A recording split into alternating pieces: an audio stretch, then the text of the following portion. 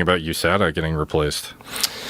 I don't know exactly what the new protocol is going to be, but I have heard that they're not going to let them take BPC 157, and I'm like, what the fuck are you doing? So they're adhering to like the WADA banned substance list, presumably. Allegedly, yeah. But it could be, like a little wink, a little nod. I don't know. I don't know how they're going to do it, and only time will tell. I think this current administration's contract with USADA is still applicable for the next few months.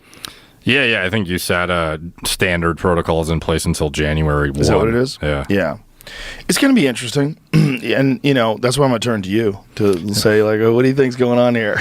I guess it depends how they document the positive test results, too, because it's like back in the day, depending on the organization, sometimes they'll publish exactly what the person popped for, what happened, what, scrutiny is happening to them in the moment, how it's being further reviewed. And it was like, very negative press even before they've actually confirmed and proved this guy cheated necessarily. Right. And then USADA kind of took this different angle where they would kind of be a little bit more vague about it. And then they would get some scrutiny about if they're covering up for certain people. Mm-hmm. But at the same time, they were like, getting scrutiny for being hyper stringent, where they'd like show up to guys' places in the middle of the fucking night when they're trying to sleep. Yeah. And it's a very, as far as the new organization, their level of scrutiny and how it's going to play out and how, private they're going to keep the results, it's to be determined. But if they're following the same WADA banned substance list with the same kind of protocols, I imagine it's going to be similar, but with, from what I understand, more scrutinous testing on some of the endogenous bioidenticals. So like EPO, I think Nowitzki said they're going to up their frequency of testing. Because, some of this stuff at the end of the day, there's only so much budget to allocate to where it's still a viable economic thing. So It's like, are you going to EPO test like every fucking sample of every single athlete, however many times a year? Like some people are tested like, I don't know, I forgot what Yuri was tested. It was like some insane amount of times per year. Are you going to EPO test, HGH isoform test them, carbon isotope ratio test? Are you going to do that on every sample he's ever produced?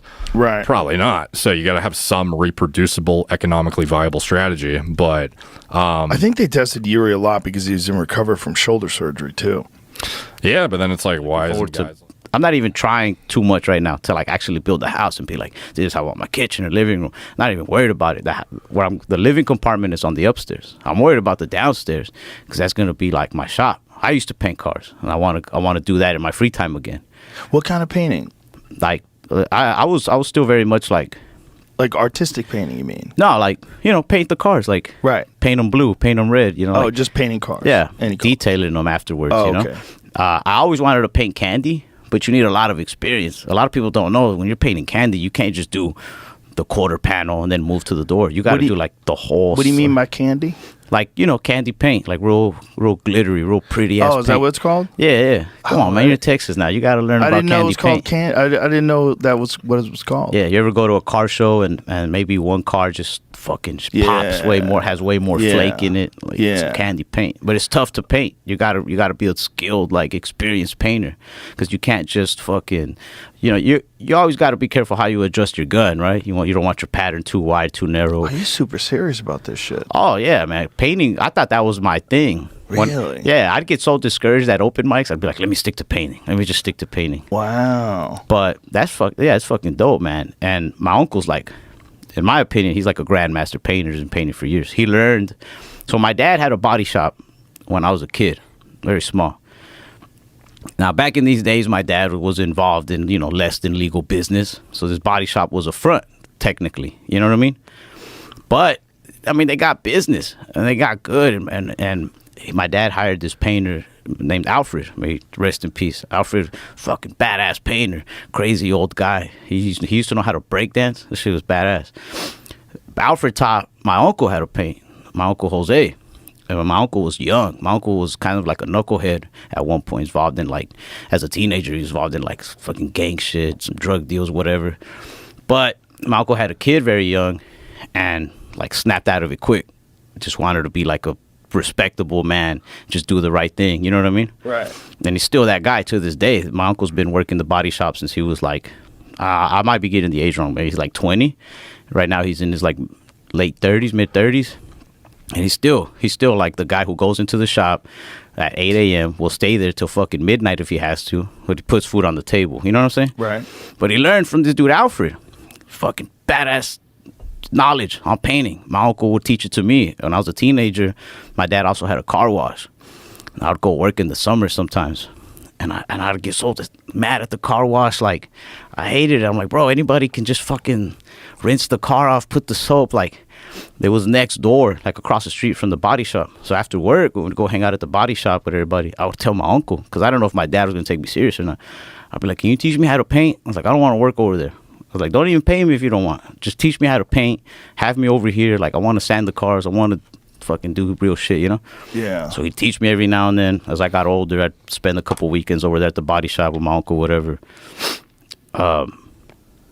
After high school, while my dad was already locked up or whatever, my uncle, I guess, to like check on me, make sure I wasn't like getting sad or some shit, he would just call me, kind of would give me a choice. He'd just be like, hey, I need help. Like, come help me out with her. I was like, all right. And, you know, I started getting good. I went to paint school for a while to get like certified. Those guys hooked me up with a job like at a better shop. My uncle, I would also cut hair. So my uncle would always be like, man, just be a barber. Like, you don't want to be in a fucking shop, sweating your ass off, breaking your back. Like, do something where you're going to be in the AC. You know what I mean? Like, work smarter, not harder. But I eventually did that. But at the time, I'm like, I want to fucking learn this, you know? Like, Yeah. let me do this. So I went and worked at a body shop. And I worked at one where this painter, man, I hate, not to talk down on another man, but that guy wasn't worth the fuck. He was a cool painter, but he didn't care. So I was the paint prepper. You know, What do you mean he didn't care? Like, he wasn't in there to do good work. He was in there to just get his paycheck. And he wasn't even, like, there a lot of the time, man. You know, like, there's a lot of preparation that goes into painting a car. A lot of sanding. So you got to fucking sand and sand and sand and make sure you sand this. And then you got to clean it this way and make sure there's no, like, type of chemicals in the air. Like, you can't keep... Like Armor All or anything they use for detail car, you can't have that in the same room you're painting in. You get a chemical reaction and your paint job will look like shit. Really? Yeah, it's like Just in the air? yeah, there's tons of little details. Mechanic work and paint work cannot be in the same room. Really? Yeah, you just can't. You can't have it. You know what I mean? So, Armor All just being in the room will fuck up your paint? Yeah, bro. If you like, let's That's wild. say you like sprayed some armor on some shit, or you wiped the car down, and you weren't supposed to, like, which is anything that was like cleaning product. You have to be careful what exactly you're using. So you're saying if the Armor All contacted the paint physically Nah, like even if it's just kind of like, in the air? yeah. I mean, at least is that's that? how careful we were. Like, Yeah, but you think, what is that doing to you then? what do you mean? you Oh, got all a- the paint stuff? Oh, If it's you got killing you. Armor. It's got to be killing you. I mean, the paint is worse than the armor. We're like breathing in like primer. We're breathing in like Bondo dust. Oh, We're my breathing in so God. much stuff. Is But there a lot of people that have like lung problems that are painters? oh yeah. Even if you don't like get the lung cancer, right? Let's say you live a full life as a painter. Bro. They've done autopsies on painters. Their lungs are like different colors. Oh, Jesus Christ, really? Yeah, but Like I they've mean, been I'd rather have it breathing different paint? colors than just nasty pink or whatever. What if